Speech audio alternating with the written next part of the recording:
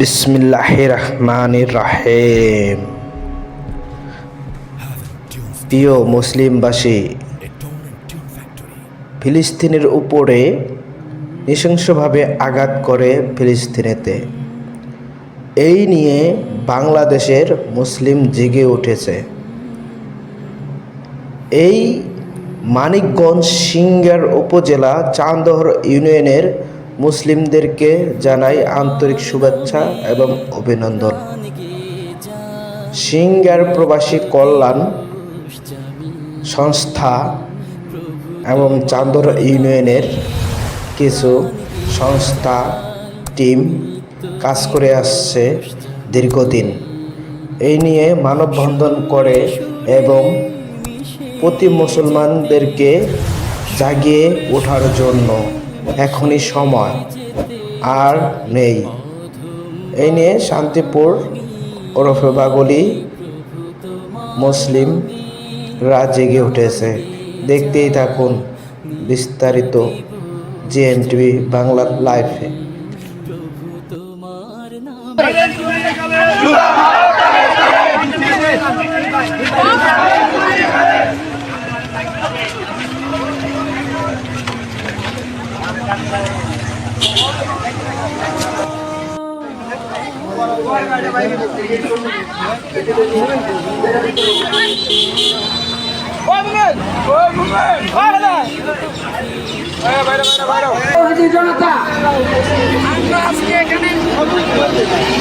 আমরা আজকে এখানে কিসের জন্য? রমজান মাসে রোজা রাখার পরে সমবেত হয়েছি। আমরা সকলে জানি আমরা মুসলমান, আমাদের মুসলমান ভাইরা ফিলিস্তিনে এই রোজার দিনে তারা সেখানে নিহত হবে, শাহাদাত বরণ করবে। এটা আমরা সহ্য করতে পারি না। এজন্য আমরা আজকে সারা বিশ্বের গণতন্ত্রকে জানিয়ে দিতে চাই, আমরা বাংলাদেশ থেকে এই প্রতিবাদ জানাইতে চাই। ইসরায়েলের হায়না যত শক্তিশালী হোক, মুমিনের ঈমানের কাছে ওদের চারশো ছাড়া দাম নাই।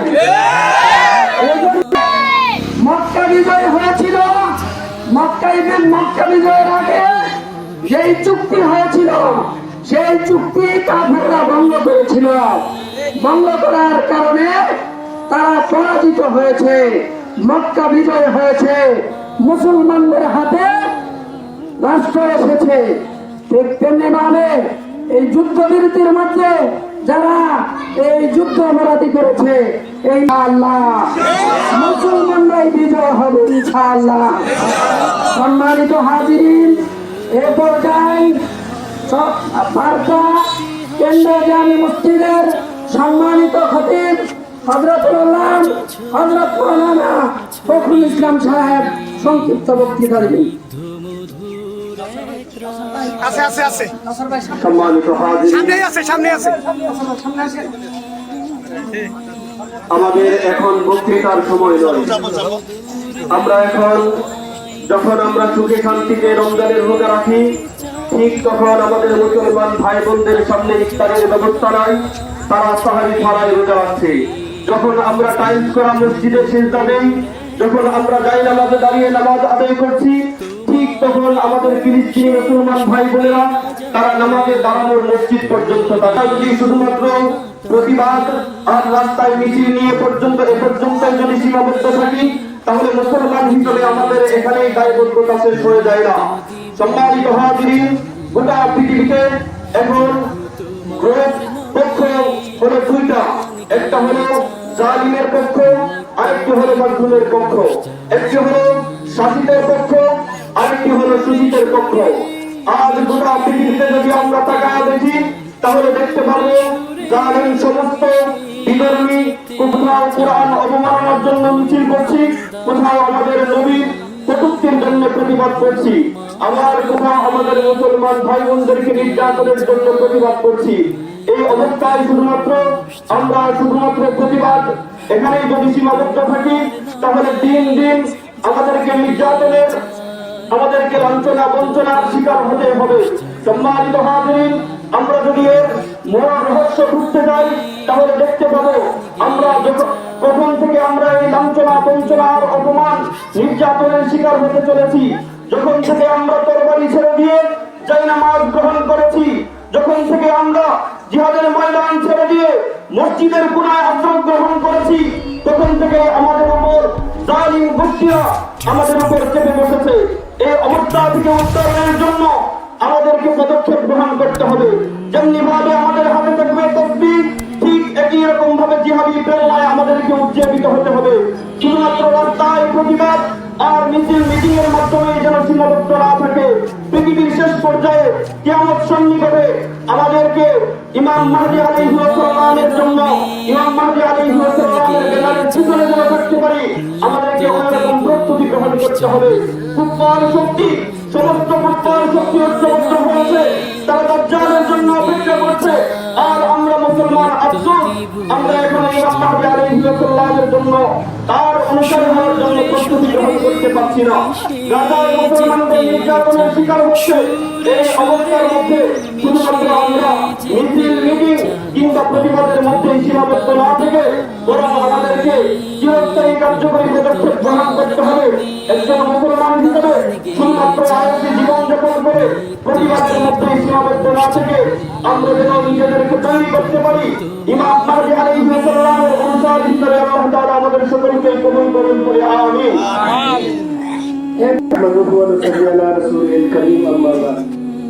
أعوذ بالله من الشيطان الرجيم بسم الله الرحمن الرحيم فقل جاء الحق وزهق الباطل إن الباطل كان زهوقا সম্মানিত মুসলিম গ্রাম, আমরা আজকে এখানে সমবেত হয়েছি কি কারণে সেটা আমাদের জানার বাকি নাই। তবে আমরা এটুকু বলতে পারি যে ফিলিস্তিনের উপরে যেইভাবে নির্যাতন চালাইতেছে ইসরায়েল বাহিনী, এই লালকুত্তার দলেরা আজকে শুধু নয়, রাসূলের জামানার থেকেই তারা এরকম মুসলমানের উপর তারা আক্রমণ করে। কিন্তু ইতিহাস দেখলে দেখা যায় সবসময় ইহুদিরাই লাঞ্ছিত এবং পরাজিত হয়েছে। এজন্যই আল্লাহ বলেছেন যখন জাআল হাক্কু ওয়া যাকাল বাতিল ইন্নাল বাতিলা কানা যাহুকা। এই দুনিয়ার মুসলমানেরা দেখলে দেখা যাবে বাতিলরা বড় বড় মিসাইল নিয়ে আসে।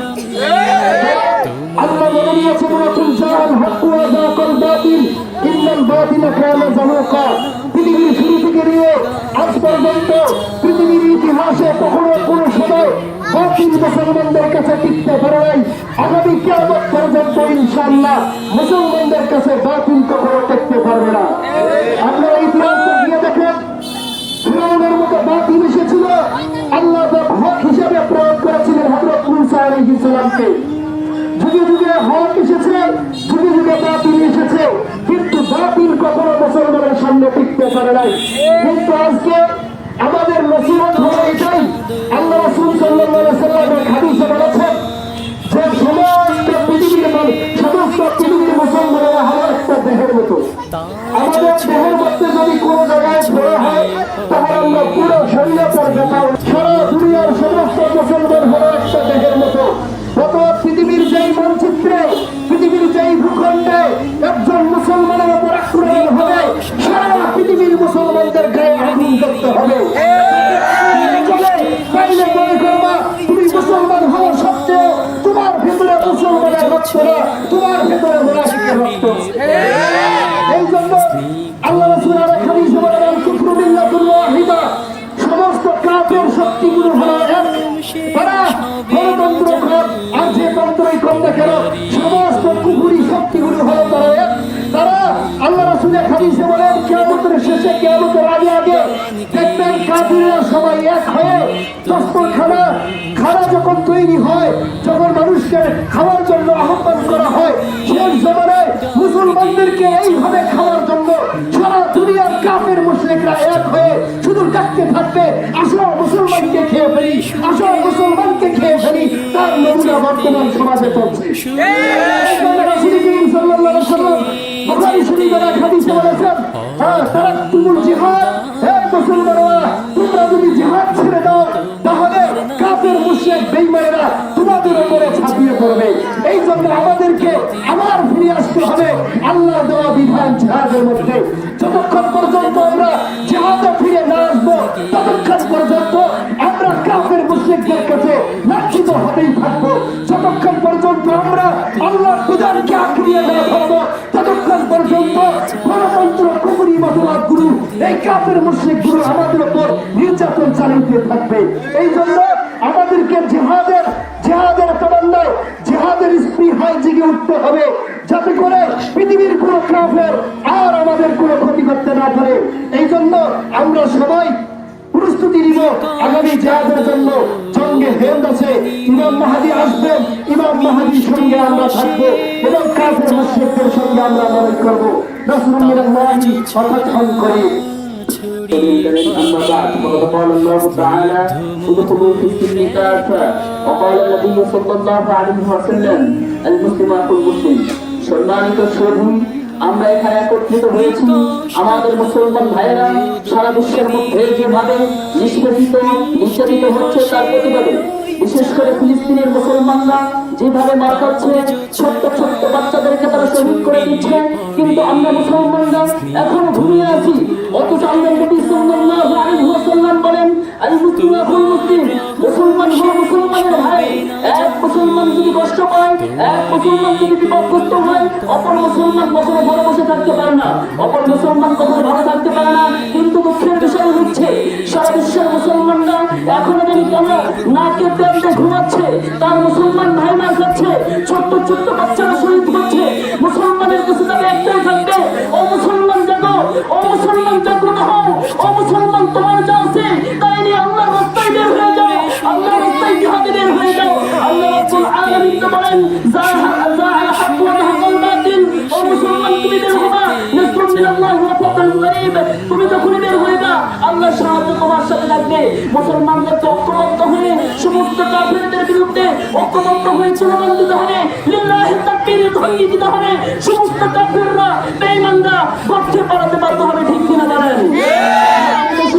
মুসলমানদের উপর আক্রমণ হচ্ছে, এই মুসলমানদের আক্রমণ থেকে বাঁচানোর জন্য সারা বিশ্বের মুসলমানদেরকে ঐক্যবদ্ধ হয়ে তরবারি হাতে নিয়ে আল্লাহর রাস্তায় জিহাদে বের হতে হবে, রক্ত ঢেলে দিতে হবে,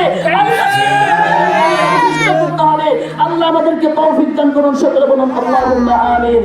আসসালামু আলাইকুম ওয়া রাহমাতুল্লাহ।